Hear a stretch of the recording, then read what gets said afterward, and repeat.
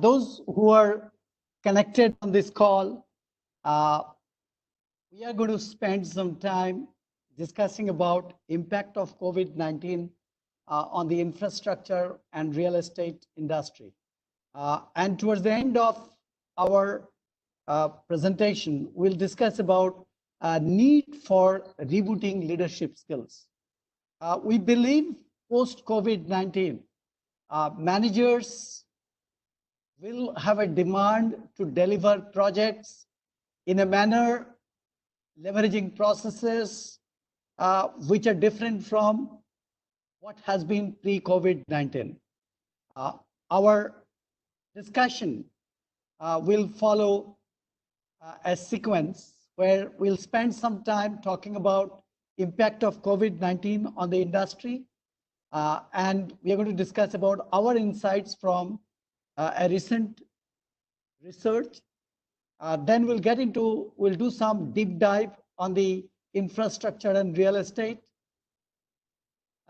We'll discuss about problem of migrant laborers. I think in the construction and real estate sector, migrant laborers play a very important role.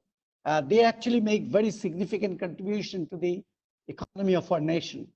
We'll discuss about what's the current status of migrant laborers. We will talk about expectations from managers post-COVID-19. We will also have specific conversation on why we believe there is a need for boosting leadership capacity to handle post-COVID-19 scenario. We'll sum up our key takeaways, and towards the end, we'll also administer a poll and open it up for question answer. We'll also have one of our alums sharing her experience about going through advanced management program for infrastructure. She's going to share her insights on what has been her experience of going through leadership program at ISB. Now, one of the things I wanted to mention, if you really look at COVID-19 has come very quick, and organizations have asked millions of, if you look at across countries and across organization, and if you take the algebraic sum of number of people who have been asked to operate from home, we're talking about millions and millions of people. And they have been sent out often without warning, with very little notice. And many of the managers do not know how to work remotely, how to work leveraging a digital platform. And if you look at the number of COVID-19 cases, it has been steadily increasing. We started tracking it on 19th of March. We also started collecting data from industry on the impact of COVID-19 on the industry. So if you look at the number of cases, which was around 218,000, India had just around 148. The way the global cases went up very soon to 25 lakhs, that was the number on 22nd of April. And India number went up to 19,000 plus. And if you look at on 23rd April, the number went up to 26 lakhs. India number went up to 21,000. And when you look at today, 11th May, it is 4 million, more than 4 million people are impacted because of COVID-19. United States, for instance, lost more number of people than what they had lost over a period of 21 years of war in Vietnam. India number has also gone up to 62,000 plus. And let's look at the findings of our study, impact of COVID-19 on industry. We have been collecting data on a periodic basis. We have been reporting our findings with the industry community. We have been also giving our feedback to policymakers, to government, to professional bodies, to industries. Now, if you look at the impact of COVID-19, we actually gathered data from almost 600 organizations. And when we asked companies in the first stage of research that we had done, when we asked companies, how about their customer orders? Are the new customer orders impacted? The percentage was 50% of the companies said that their new customer orders are very badly impacted. But you had another 30% who said somewhat impacted. If you look at raw material procurement, the responses, if you look at, we had 46% of the companies stating that their raw material procurement is very adversely impacted. When you looked at order fulfillment process, assuming customers have not canceled order and a company has got an order, are they able to fulfill their commitment, promises that they have made to their customer? We had 56% of the companies stating they have a huge crisis in terms of their ability to adhere to their promises that they have made to their customer. When it comes to productivity, 82% of the companies say their productivity is very adversely impacted.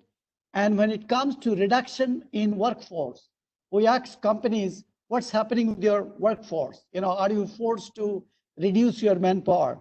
57% of the companies said no, but you had 43% stating an emphatic yes.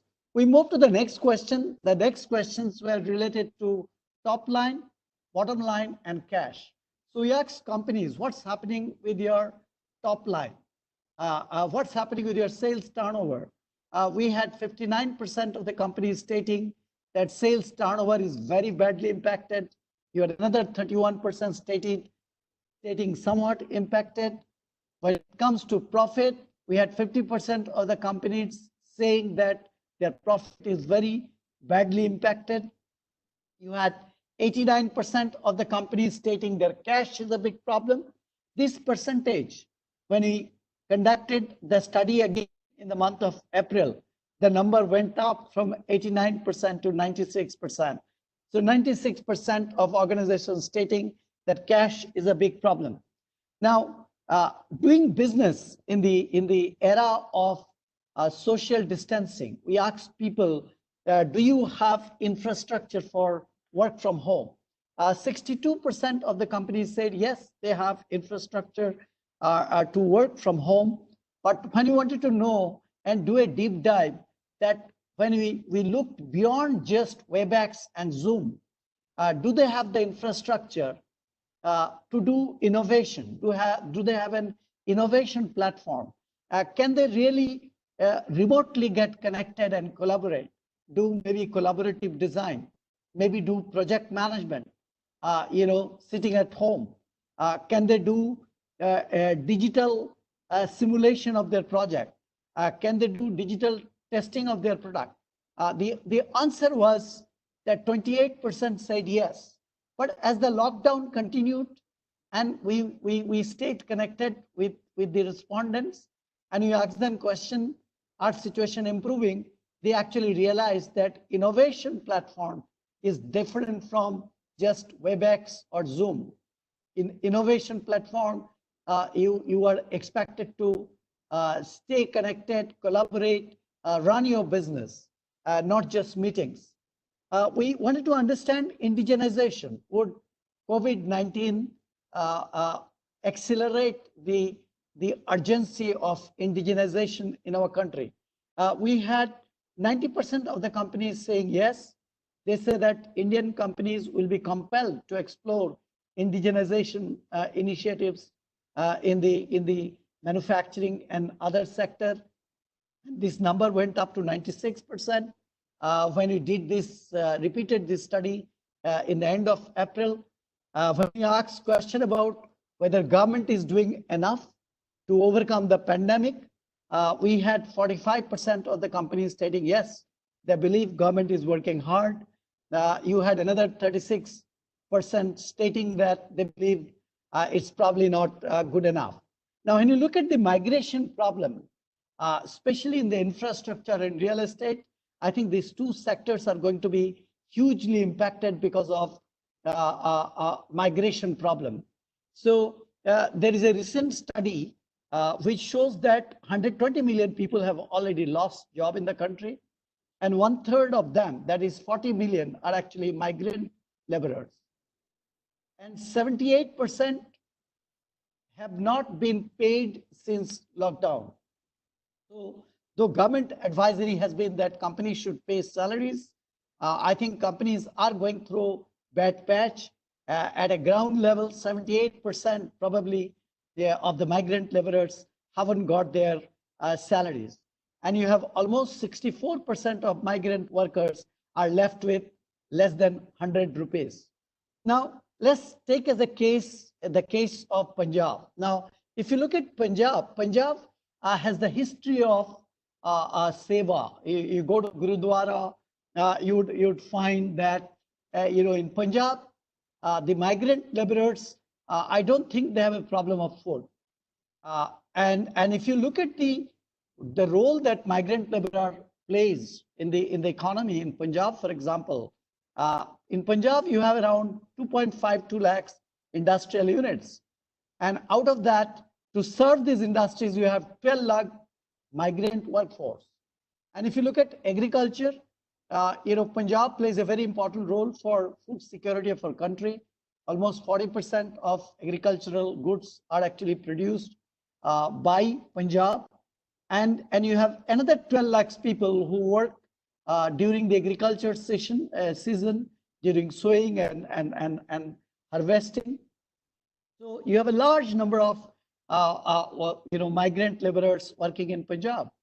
Now, when you look at the number of people who decided to go home and they have filled in the online form to go home is 10 lakhs. So 10 lakhs people have decided to go back to their native place. And at a country level, probably you have 140 million migrant laborers. Now, the problem is for the processes which are followed. For a migrant laborer, many of them illiterate, to fill in an online form and complete the process which is required for going back to their native place is very, very complex. I think overall, the whole subject of management of migrant laborers could have been handled much properly, much better. And I think there is a huge deficit of trust. There are many migrant laborers, they are living for their native place because they believe that if they fall ill, if they do not have connect, I'm talking about at a country level. At a country level, you find migrant laborers decide to walk and go to their native place is because there is a huge mistrust.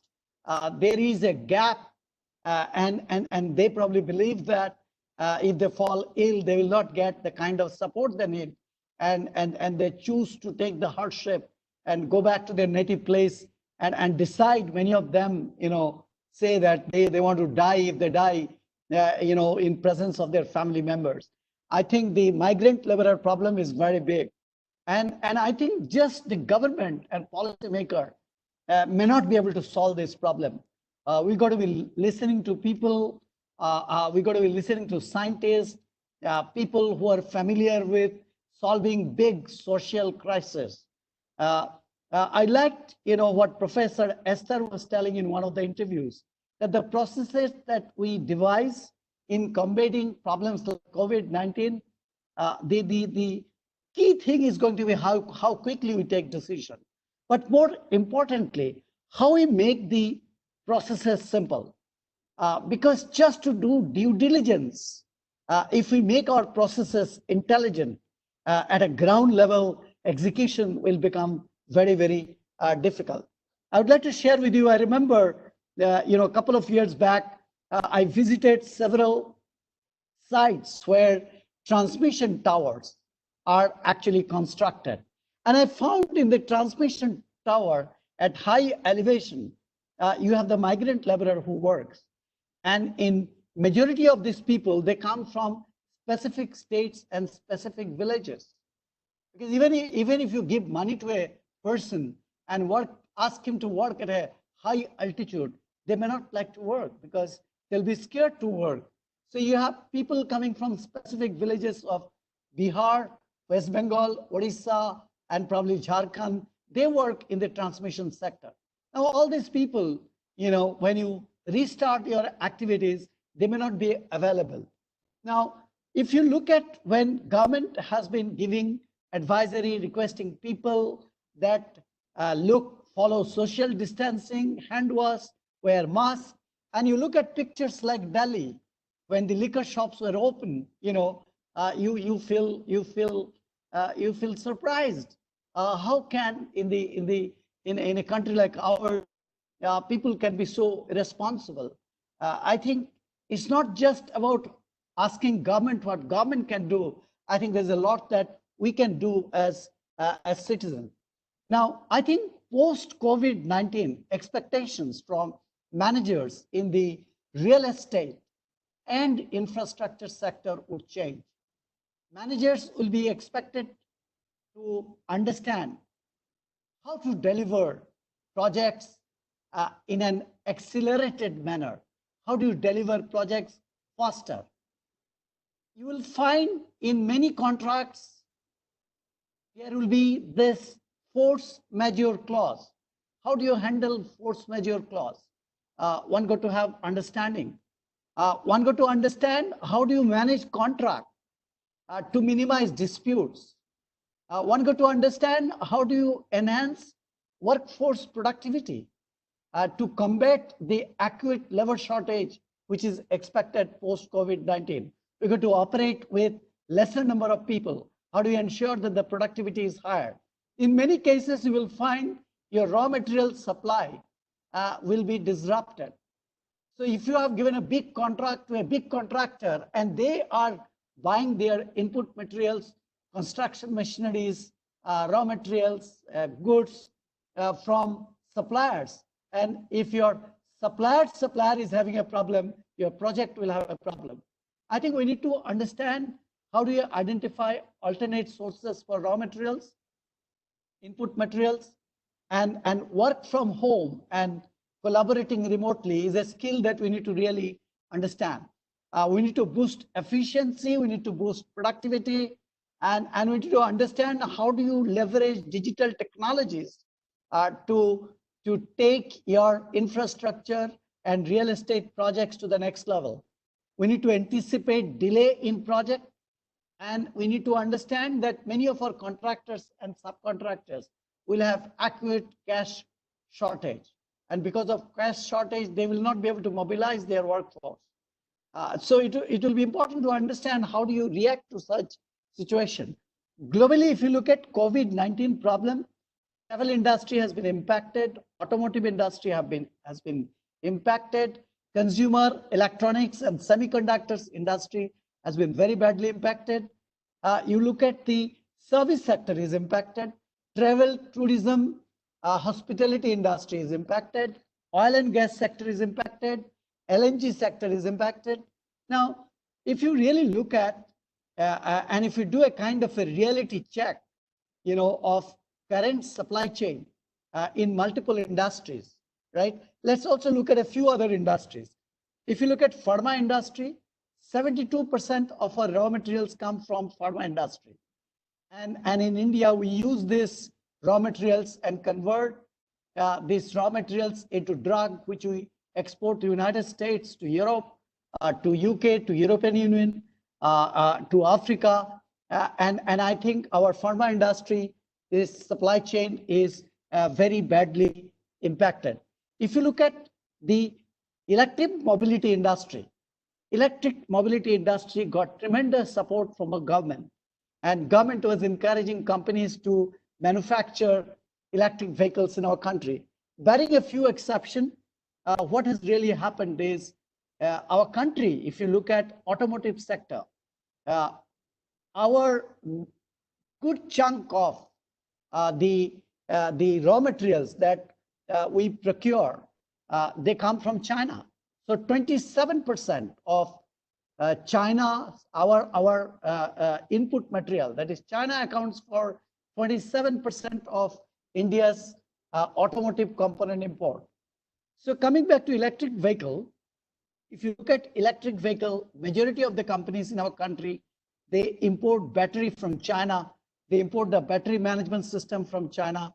They import the electric motor from China. They also import the motor controller from China. They also end up importing the body of the electric vehicle from China.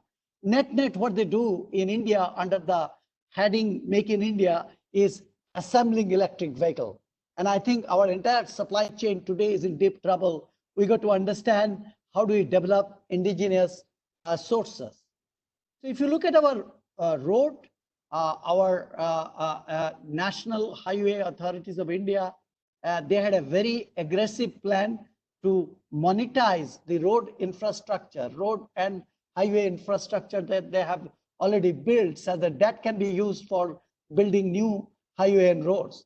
Now that got a hit, and investors in this sector, they're adopting a wait and watch mode. And if you look at the NHAI has stopped all ongoing road projects worth 17,000 crore in Tamil Nadu. There are efforts going on to restart these projects. Tolling was completely stopped, but the good news is tolling has again started, because tolling contributes almost 30,000 crore to National Highway Authorities of India. So if tolling stops, it is a major problem. So now the number has gone up to around 30% of what it was before COVID-19. Now, if you look at the good news is the toll collection has improved. It has gone up around 30% or 33%. Now, when it comes to sourcing issues, if you look at sourcing in real estate and infrastructure sector, if you look at India, our country imports 11% of iron and steel and 15% of inorganic chemicals from China. And I think there will be a problem of getting goods from China. And as a result, you will find our cost is likely to go up. Projects are going to be delayed. Even when the lockdown is withdrawn, you will find high-end luxury real estate, that relies heavily on import of fixtures and furniture from China. They will be impacted. And I think they should start looking for indigenous sources of delivery. If you look at Italy, which is the world's leading supplier of luxury construction, stone and fit out goods, and also exports some of the best furniture all over the world, Italy is having a big problem, and as a result, our real estate sector will also be impacted. If you look at power sector, our power sector had high commitment for renewable sources. We had big program which was for solar power. And if you look at our solar projects, right, we have 3 gigawatt of solar power projects which was under construction, which is worth $2.1 billion. And I think they could be at risk. And if you look at 30% of 62 gigawatt of under construction coal-based power projects, they primarily rely on China. And I think they will be in deep trouble. So a large part of India's electricity generation capacity, both non-renewable and renewable, are I think, reliant on the Chinese technology, and will have serious problem. Now, if you look at impact on infrastructure as far as labor issues are concerned, we discussed about that, the kind of problem. Most workers in the construction industry, they are migrant workers. And I think, now they are returning. We are going to have big problem in mobilizing labor force. And after the pandemic has passed, the industry will have a real shortage of workforce. Now, I would like to share with you some of the technique that we have to follow post-COVID-19.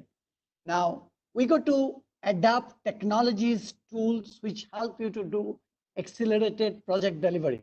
How do you do accelerated project delivery? If you look at infrastructure projects, big real estate project, right? One of the biggest problem is submission of competitive bid, especially if you are working in an environment where you are assessed based on lowest quote. If you give a low quote, you may win a deal, but you lose money. If you give a high quote, you may lose the deal itself. So how do you deliver projects on time while securing margin becomes very, very important. If you have anticipated that you will deliver a project in 3 years, and if you start extending and go beyond 3 years, every days of delay, you are eating up your margin. Collaboration, where in infrastructure industry, you have many stakeholders, many departments. You have engineering, you have procurement, you have contractors, you have technology collaborators, you have regulatory bodies. This collaboration with various stakeholders of the value chain is a very, very complex process. And often in many mega projects, you will find scope changes. And when scope changes, how do you estimate that impact of scope on time, impact of scope on cost? How do you renegotiate? Many organizations would have project management systems, and they will have isolated ERP system, some design software, some scheduling software, some document management software. They will manage a lot of things on Excels, and net they will have heterogeneous applications. They don't talk to each other. Project cash flow management is a big problem. Already we are having big problem with cash. So I think industries, how do they manage project cash flow is going to be a big problem. Contract and risk management is going to be another issue. Now, if you really look at the length of national highway, right, awarded and constructed in kilometers, I think there has been a lot of good work being done, under Honorable Minister Nitin Gadkari. So if you look at 2010, 2011 to 2013-14, we awarded 25,158 kilometers. We constructed 16,505 kilometers. Now, if you see the same figures for 2014-15 to 2017-18, I think there has been some good work done. 51,073 kilometers length of highways was actually awarded. The constructed length was 28,531 kilometers. So if you really look at the industry, the share of the road in freight transport is approximately 60%. So that's a lot. So a highway and road infrastructure is going to play a very, very important role. And the length of national highways, as I was mentioning, awarded has almost doubled in the years, during the period financial year 2015 to financial year 2018 compared to financial year 2011 to financial year 2014. And length of national highways constructed has increased by 70% during the same period. So I think, the plan which was there to construct 60,000 kilometers of national highway next five years, I think that plan is going to be impacted. And when you do this management of this project, we have to leverage scientific tools and techniques. If we use old tools, old processes, old methodologies, I think our real estate and infrastructure sector will be in deep trouble. We have to work hard to build leadership capacity in the infrastructure and real estate sector. If the leadership capacity receives a boost, you will find that this sector will do very good contribution to the national economy. Now, government has come up with an ambitious plan of spending 102 trillion rupees, which is around $1.3 trillion, to boost the infrastructure in the country over financial year 20 to 25. So now, if you really look at the pipeline of national infrastructure is huge. And I think in view of COVID-19, government would fall short in fund because the fund is now diverted in combating the problem that we have. Infrastructure transformation would involve a new approach to private-public partnership. I think our traditional approach will not work. And we have to realize that government will just not have the fund to implement the ambitious plan that the government has for the infrastructure sector. We have to rely on private-public partnership. And we have done a lot of studies of several projects in the model of private-public partnership. I think there is a lot that can be done, both in the government and private sector, with respect to infrastructure and real estate. I think we need to boost leadership capacity. And if you look at our weakness in our infrastructure sector, I think one of the major weaknesses is leadership. Leadership skill in infrastructure and private sector is lacking. Land acquisition laws continue to slow down the progress of project.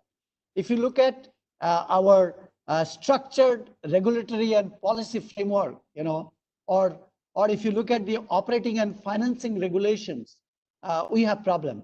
If you look at public-private partnership framework and regulations, there are inconsistencies. There are lack of transparencies. I think government institutions suffer from bureaucratic inefficiencies, which can delay project timelines and deter investors. So investors would invest if the planned project will be delivered within the projected period. And that is a big problem. And if your projected period, if planned period is long, then anyway your cost of project goes up. So how do you ensure that we deliver project with an approach, what we call as accelerated delivery approach, is an important aspect. So I think worry about highways and road sector. First of all, central government spending on roads and highways, railways, I think is down drastically from 25-30% growth in spending in the period financial year 13 to 17 to just 3 to 6% during the period 19-21. If you look at the projection, if you look at cost and time overruns, out of 603 projects, 45 exceeded original budget by 49%. Now that cost is approximately $3.4 billion. If you look at land clearance and environmental approval issues, they continue to be, major reason for delays in project. I think there's a delay in approval and clearances, the high land acquisition cost, low levels of domestic expertise, stemming from a shortage of skilled project managers and engineers. I think there's a huge shortage of skilled engineers and skilled project managers. Project management is a big problem. And those who are project managers, they haven't learned how to leverage innovative digital technologies to manage projects. How do you deliver a project which traditionally took 4 years in 2 years? Now that is not possible using traditional tools of project management. Now there are studies which show bigger the size of the project, higher is the risk of delay and higher is the risk of cost overrun. So both time and cost overrun, you stand a big risk if the size of the project is big. Now, there's a study which was done by KPMG. They studied 239 central sector infrastructure projects valued at more than 1,000 crore. And their study has shown a few years back when the study was carried out, their study showed that the cost overrun of these 239 projects is estimated to be 1.57 lakh crore, which is $26 billion. And that is 21.3% of the original cost. Now, the situation hasn't really improved, right? In many cases, we have the project that we delivered 5 years back in 3 years because of new technology. We're supposed to be delivering it in 2.5 years. So if I'm delivering a project today in 2.5 years, no big deal. Now, the problem is time and cost overrun is a big issue. Now, with the shortage of cash with the government, I think private-public partnership will be important. We got to have innovative model on how do you make that happen. Now, friends, I want to just share with you that how we should be delivering projects. Our delivery of projects should not get done straight away in the physical world. We have to simulate. If we want to do accelerated delivery of project, we got to have an approach which is multi-dimensional project execution strategy. When you look at cost, you look at time, you look at scope, you visualize your entire project in 3 dimensions, you roll out the project virtually. So if you have to build a huge real estate facility, You need to engineer the whole thing digitally. You got to simulate the performance of the design that you have done, and you got to virtually construct it. So if it is a big highway you are building, you have to construct it digitally. If it's a big real estate facility you are building, you got to construct it digitally. You got to do the complete virtual mock-up. You got to look at design for maintainability. How are you going to maintain that big, real estate facility, let's say, that you build? How are you going to maintain it? How people are going to operate it? I think it will be very important to have a life cycle approach to project management. We got to leverage technology. We got to adhere to the highest safety standard. We got to learn how to deliver project at a lower cost. Now, friends, I remember actually leading a delegation to Russia, where we visited one of the organizations which deliver a project which historically used to take 60 months. They started delivering it in 48 months by adopting this approach called accelerated project delivery. So leadership skill and digital technologies, innovative digital technologies, can reduce the timeline of your project. It can increase the profitability of your project. Now, friends, I remember in this project, when we went to see the site, right? The entire project is planned in a manner that you design the project in the computer, leveraging digital technologies, then you virtually build it. And if you say that you are not happy just seeing the project in the computer, you can use augmented and virtual reality. You can see the project in front of you. You can see, do you like it or you don't like it? If the project takes 4 years, you can do simulation. Can you do it in 3.5 years? So I think visualization of a project through augmented and virtual reality, when I saw this real case, it was amazing. I think 3D, which companies use 3D only for design, they have to use 3D for management of project. One got to have the single version of truth. People from different departments and different stakeholders must collaborate, and everything should be done in 3 dimensions. And there got to be a single version of truth. Now, I think if you look at the leadership skills, I would say post-COVID-19, leadership skills got to be boosted. Now, if you look at the future of jobs, I would like to report to you 2 studies done by World Economic Forum. First of all, 2018 study of World Economic Forum shows, when they did a projection, they showed that the ratio, if you look at the working hours of man and machine, and if 2018 reasoning and decision making, machine only had 19%. If you look at the ratio of human machine working hours, if machine was 19%, by 2022, it was predicted it will be 28%. If you look at coordinating, developing, managing, advising, if machine was 19% of the machine's time was 19%, it will go up to 29%. I think administering, where machine had 28% share, is likely to go up to 44%. So intelligent machines are going to play a very, very important role. See, if our work does not involve innovation and creativity, our work will become redundant. There's a study, which was a follow-up of the 2018 report. And this study has been reported in January 2020, this year. And World Economic Forum, through this study, they have identified 7 clusters. And they have said, if you look at 2020 kind of job roles, which will be coming up, they have concluded that 7 clusters are going to make big contribution to new jobs. So if you look at 10,000 if you say number of opportunities per 10,000 of new jobs, 506 is going to be from these 7 clusters. And this will further go up to 715 in 2022. What are we trying to say? We are trying to say that data and artificial intelligence is one of the cluster. You'll see many new job roles coming up in this cluster. The second cluster is engineering and cloud computing.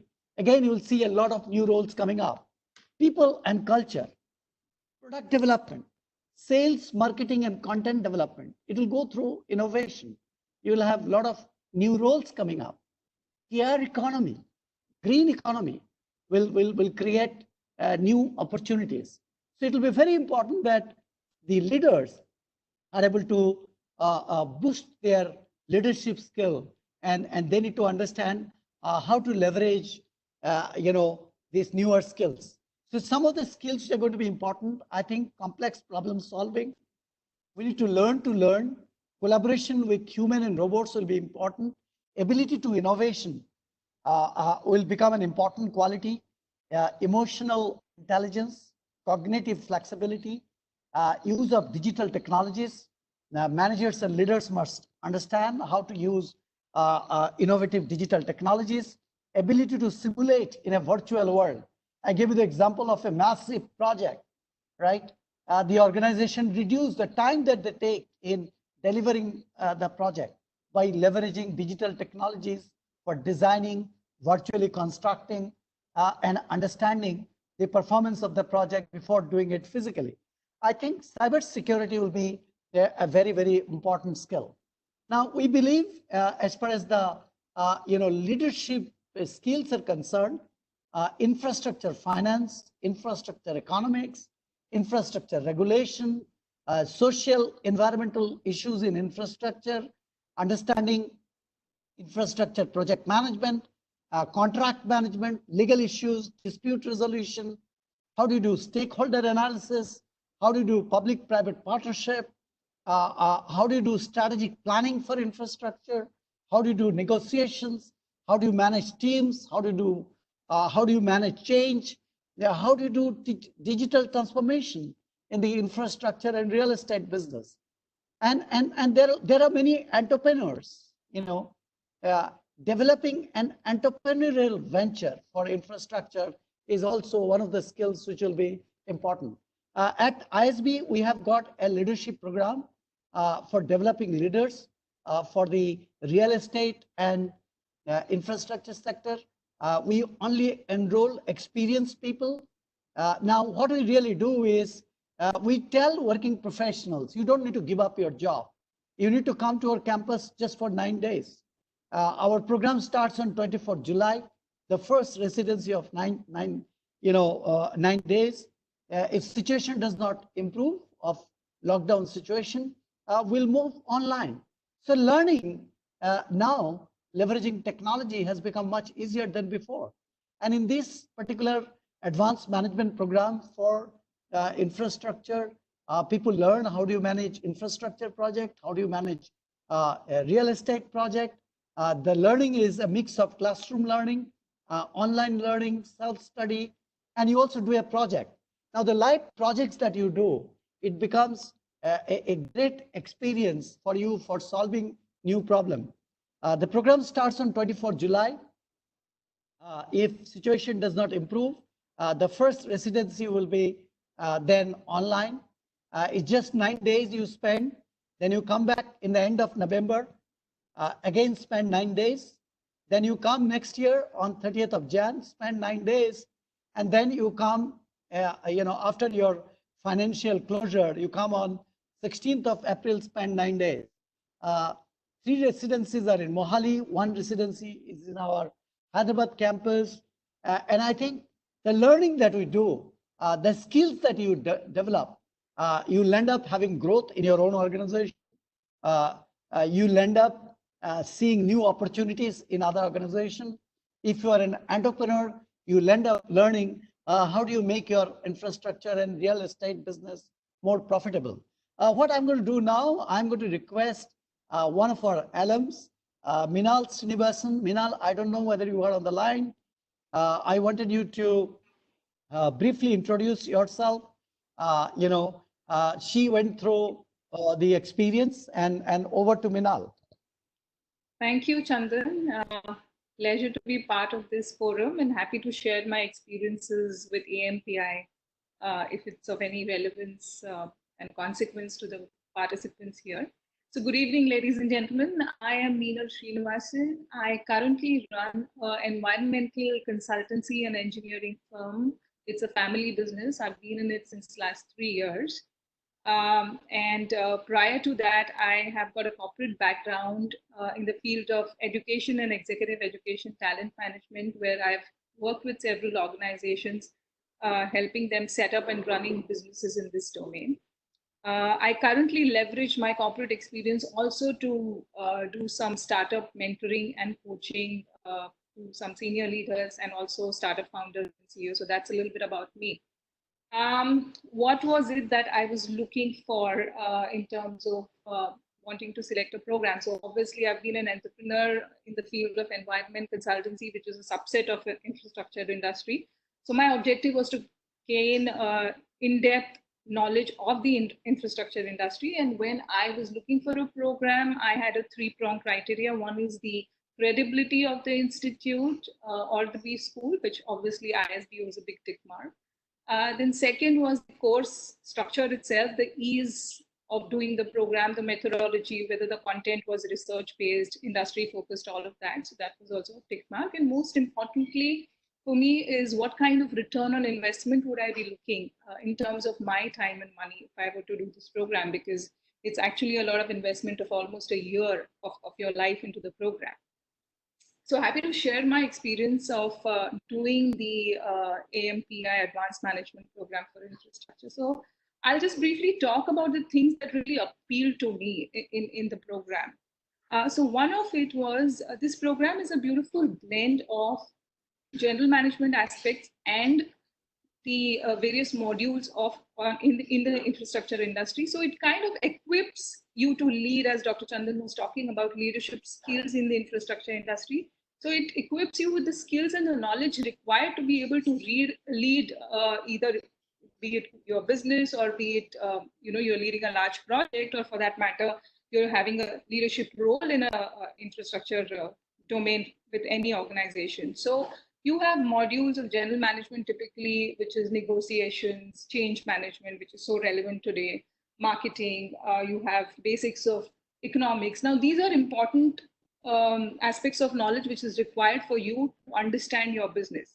And apart from that, the course goes on building its complexity as far as the modules in infrastructure is concerned. So as Dr. Chandan was talking about, there are modules on contract management, project management, which are becoming very, very relevant today. So for example, it's as an entrepreneur, I can tell you that it is extremely important to understand contracts, and now more so in the given context. What are the various clauses of shareholders agreement which you need to be aware of. So this course kind of gives you what are the various aspects in legal which you should be aware of. What are the regulations in the infrastructure domain? So multiple of them. I think the course is structured very beautifully, the way it's structured. Then second thing what I would talk about is the pedagogy of the course. Pedagogy is one part, the faculty of the program. I think each of the faculty that at least we had, I would say that they have thought leaders in their respective domain and carry a wide variety of experience with them. So it's honestly only up to the participants, how can you leverage their knowledge to your benefit? So that was another highlight from my perspective for the program. The third aspect was the application-based content and technology-aided, of course. Dr. Chandan spoke about it. So as I said, I mean, the entire pedagogy, the evaluation process, the assessment process is structured in such a way that it evaluates on how you're able to apply what you've learned in your real life.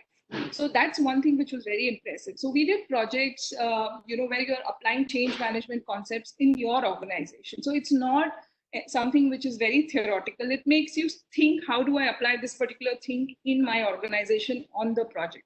So that was something which I felt gave me return on my investment of time and money. And there's also the beautiful action learning project that we do, which is again, you take up a real life situation and build a project around it along with your peers and give up a solution, form a solution. So that was the third thing which I felt was very relevant and which worked for me. And the fourth thing is, I think, a very great learning environment. So both the campuses are beautiful campuses. You have good food, you have access to great learning resources, and most importantly, which I've not mentioned in my slide, but the learning from peers. So at least in my class, we had people who had come from different domains and of the infrastructure industry, but doing different kinds of roles. So a lot of them are entrepreneurs, a lot of them are leading large projects, a lot of them are leading large organizations. So there's a lot of peer learning that happens while we are doing the program. And the program is very rigorous. So honestly, 1 year of your time you actually invest. But while you're doing that, there's a lot of fun. At least I enjoyed the way I did the program. So for me, I think it was a great experience. And I'm applying all the learning back in my business. So that's about from me, Dr. Chandra. I hope this. Thank you, Minal. Yeah, thank you, Minal. Thank you. Thank you. Have a good evening. Bye-bye. Yeah, thank you. So if you really look at in the infrastructure space, this hybrid annuity model, right? The way it is structured today, I think it needs innovation. It needs changes. You look at the problem of toll, operate, and transfer. Again, this model we believe got to be refined. It got to be refined. You look at project delays, understanding why projects get delayed, right? I think this course will give very good insights on these aspects. Just to sum up the takeaways, in post-COVID-19 era, expectations from managers and leaders would change. Infrastructure and real estate industry will face severe challenges, including cash crunch. I think managers need to reboot their knowledge and leadership skills. And I would say that ISB's advanced management program, commencing from 24 July, is a great opportunity for senior executives to reboot their knowledge. This is run by an institute within ISB, by the Infrastructure Institute, which was set up with MIT as an associate partner. The program was also jointly conceived. I think it's a great program, great learning environment. Now what we're going to do is we'll come to a very interesting part of our presentation. We are going to run a poll. So what I request you to do is I would like you can use a smartphone, or you can use a laptop, or you could use an iPad. So even if you have a smartphone, please open your browser, and on the browser type in www.menti.com, and you will find it very interesting. We are going to run a very interesting poll, and you will actually see, all of you who are connected on this call, what are your views on those issues. And you will see not what you hear in televisions or read in newspaper, but you'll be able to see the views of people who are connected on this webinar. You have to enter a code 57100. So let me also open up, and I will open up the software, and then what we are going to do is we'll be running through this poll in just a few minutes. I think you'll find it very interesting. Please do get connected, and what we'll be doing is we will be now, very soon, a screen would pop up, and I hope you have entered the PIN. And Ankush, are you able to see my, can you see my screen? Minal, can you see my screen? Yes, I can. Yeah. So the question is, has your order fulfillment process been adversely impacted because of COVID-19? You had an order, maybe you got it from NHAI, or you are a subcontractor, you got an order from a big real estate player, and is your order fulfillment process, right, is impacted because of COVID-19. We go to the next question. Has COVID-19 reduced your new customer orders? Do you see that new business, you are finding it difficult to get new business because of the COVID-19? Is it having deep trouble that you are not able to get? So those of you who got connected or not able to get connected, please remember the code is 57100. If your smartphone is asking for code, you have to enter 57100. So that's the code that you have to enter. Now, will COVID-19 have adverse impact on your sales turnover? Do you think because of this COVID problem, your sales turnover is going to reduce? Those of you have not been able to enter the code, please remember it is 57100. You can see it on the screen. I move to the next question. Next question is, will COVID-19 have a negative impact on your company's bottom line? Do you think your profit will take a hit? Do you think your profit is going to take a hit because of COVID? Is COVID going to hurt your profit? That's the question that you have. I move to the next question, which is COVID-19 adversely impacting the cash flow of your company? Is cash flow having a problem? That's the question. Are you having a trouble with the cash flow? I move to the next question. The next question is on, has your raw material procurement been adversely affected?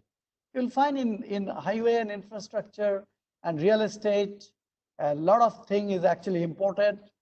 Is your import having a problem within India or from abroad? Is raw material procurement a big trouble? We go to the next question. Do you have the infrastructure to implement work from home? Under lockdown, you're supposed to work from home. Do you have the infrastructure to work from home? Now, please remember, we are going to have another question where work from home infrastructure will not be just, Microsoft Team and Zoom or WebEx. We'll have another question subsequently. I go to the next question. Has COVID-19 resulted in a reduction of the workforce in your company? Have you been forced to ask your people to leave because you don't have business, you don't have cash, profit has taken a hit? So what is the current situation as far as laying off is concerned? We go to the next question. Has COVID-19 resulted in a decrease in productivity in your company? Do you think because of lockdown, because of work from home, your productivity has taken a hit? So that is the question. We move to the next question. Do you have digital innovation platform? Now, this digital innovation platform is not just work from home. Can you digitally design your product or your services? Can you build a project virtually? Can you construct your building virtually? Can you do the project management sitting at home? So do you have those digital, innovative digital platform? The next question is, do you think Indian government is doing enough to overcome the pandemic? Do you think the Indian government is doing a lot of work to overcome the pandemic? So that's the question. Now I move to the next question, which is, will the way you do business after COVID-19 change significantly? You telling your clients come to show the house, will you see that much of enthusiasm from people to interact? Our next question is, do you think we should scale up our e-commerce business? If you do not have engagement with your customer on an e-commerce platform, do you think we need to scale it up? Do you think we need to scale up our e-commerce business? Our next question is, digital knowledge. Do you think digital knowledge will become a must for every employee, especially at senior level post COVID-19? Is digital knowledge going to be a must more than ever before? And we move to the next question. Our next question is on we need to review our product and service portfolio. Whatever is your product today, maybe you are not in the business of building a green building. Maybe you may need to look at it, or the way, whatever is your product and services you offer. Do you think that you need to review your portfolio of product and services? We go to the next question. Do you think we should quickly launch new portfolio of product and service offering? That you need to really think of some new product and new services, because you believe your demands from customer would change. Is it likely? Next question is, we need to adopt rapid product or rapid service innovation, and we need to learn, test and learn. So we should not be thinking about coming out with a perfect, accurate, 100% perfect plan. You need to see how do you refine, how do you test, how do you learn. Our next question is, post-COVID-19 era, we should extensively use artificial intelligence, big data, machine learning.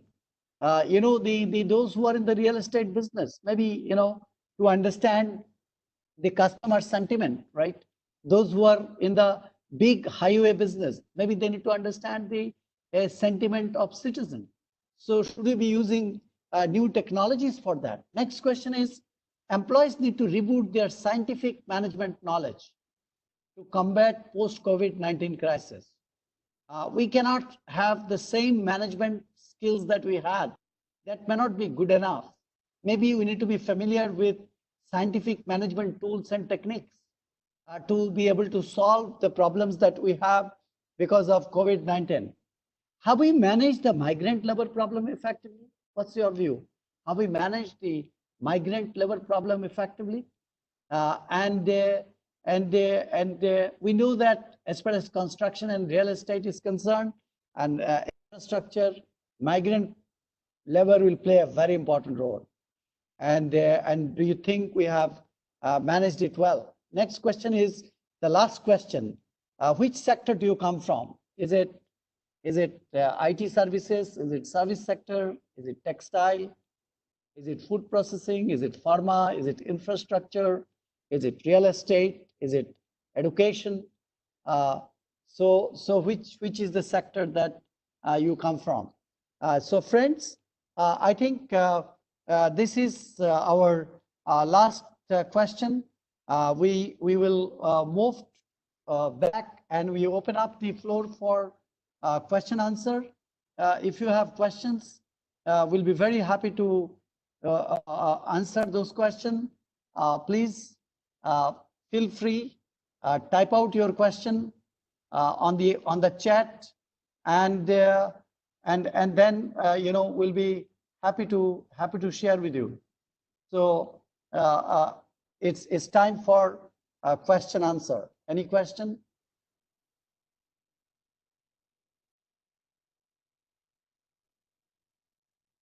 Any question that you may have? So the question is, please give me presenter right. Amazing webinar.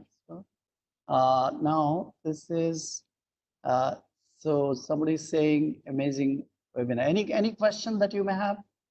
Any question? Please feel free. How infrastructure sector will revive after this pandemic? I think infrastructure sector is going to have a lot of challenges. If you look at NHAI, right? I think restarting the toll has been a very good thing, and movement got to get started. And I think somebody asked the shortage of manpower and increase in workers' wages in this presentation of COVID-19. Due to increase in the unemployment scenario, there must be more people willing to work on lesser wages. So I think you will find, as far as migrant laborers are concerned, you will find it difficult to get them. So so that's one. And well, there are a lot of people who would have lost job. So yes, it's a question of demand supply. situation may differ from city to city, place to place where the project is. You cannot rule out the possibility that you will get people at a cheaper rate, but I think getting people itself may be a problem. And getting customer order is going to be a problem.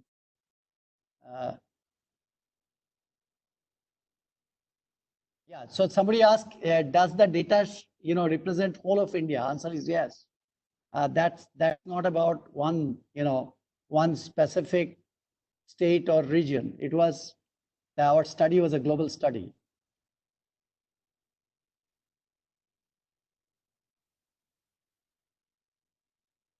And we have another few minutes. If there are any questions, I'm happy to answer.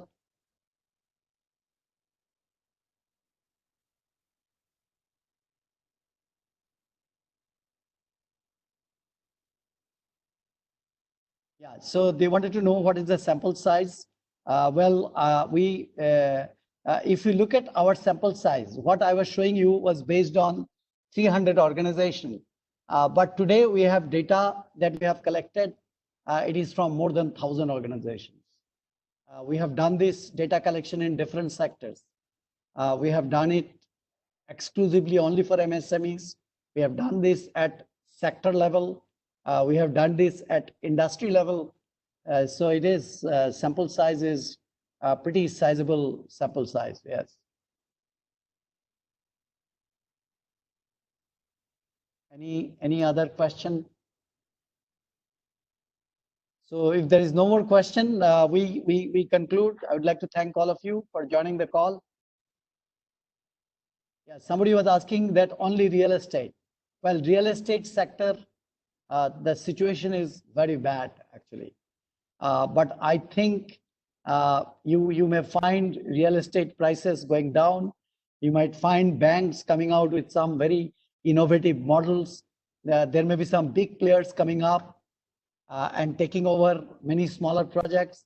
So I think, there will be very interesting dynamics that you can expect. Again, in real estate sector also, we have collected data from at least 40 organizations.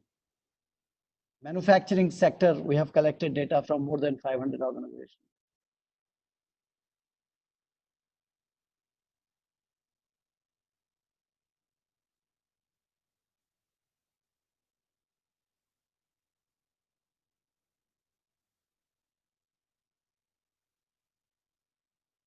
I think it will be, somebody asked that infrastructure sector is so important. It has got impact on so many other sectors.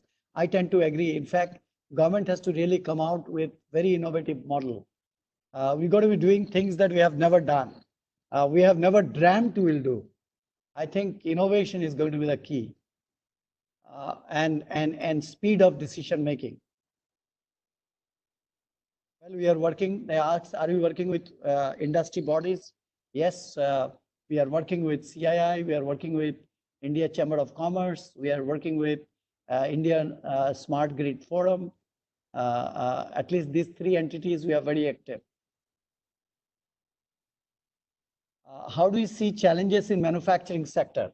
I would request that you can probably send me an email. I had a webinar that I had done today itself, which was from 2 to 3:15 p.m. And it was recorded. So I'm happy to share the entire deck. So manufacturing sector has got serious problem. So I'm happy to share the complete presentation, which I made today only. In fact, today has been a packed day. Now we are doing infrastructure night from 7:30 to 8:30 p.m.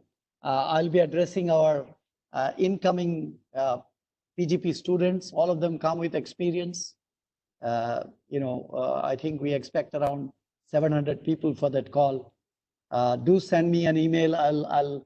So I saw you wrote the email ID, but please send me an email. You will find me also on LinkedIn. If you have not been able to note my email ID, you will find it on my LinkedIn profile, where we had posted this flyer. So do write to me.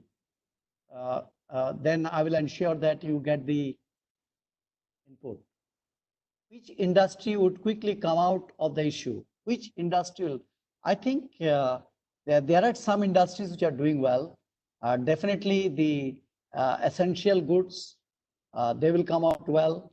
But you have to remember one thing, that it will also depend on, one is which industry. Second is, if it is your company, you have to look at your supply chain. Where is your sourcing? From where do you source? Do you source from abroad or India? If it is abroad, which country it is? Are they having problem? If you source from India, which district is it? Is it impacted? Then you got to look at your customer. Are they ready to buy? So there are few industries you will find that they will recover faster.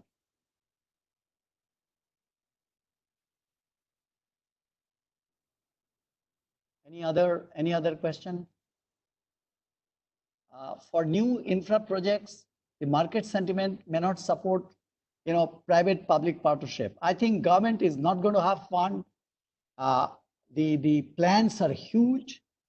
Government has to come out with very innovative private-public partnership model. I think the private players which got muscle, cash, can afford to take up big projects. Government got to give them confidence.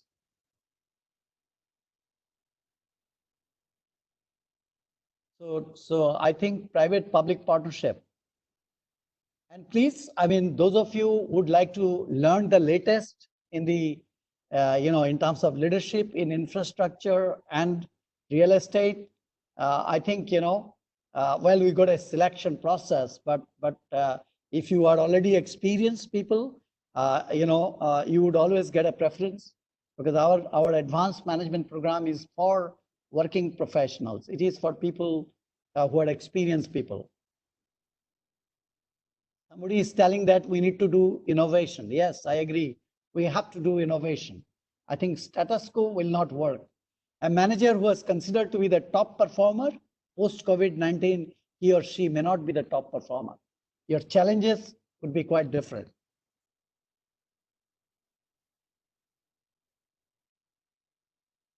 Okay, friends, thank you very much. I sign off.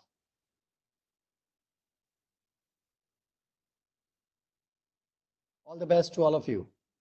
Minal, thank you very much. My pleasure, Dr. Chandan. Thank you.